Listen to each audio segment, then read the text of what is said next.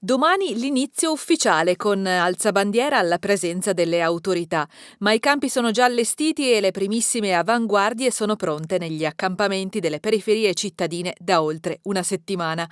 Parcheggi, giardinetti, prati e campi sportivi delle parrocchie e dei circoli addobbati di scritte e bandiere sono stati invasi dall'allegra e festosa famiglia degli alpini giunti per la 90ª adunata del Piave. Ognuno ha cercato di rendere onore all'adunanza a proprio modo. Al circolo sportivo di Santa Maria del Rovere uno dei locali ospita una mostra di cimeli della Prima Guerra Mondiale. Ho fatto questa mostra proprio per omaggiare questa adunata, anche perché ritengo che queste adunate debbano servire per ricordare e insegnare, soprattutto ai giovani, cosa hanno vissuto i nostri soldati durante la Prima Guerra Mondiale. Quali sono i pezzi di cui va più orgoglioso?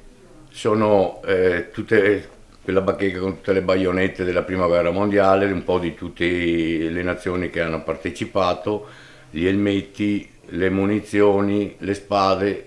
Sono oggetti che poi ci sono due oggetti bellissimi, c'è un domino trovato nell'ortigara e un accendino fatto con due pallottole. È proprio la manualità dei soldati in trincea anche per passare il tempo, è una cosa bellissima da insegnare anche a questi giovani che trovano tutto pronto, ma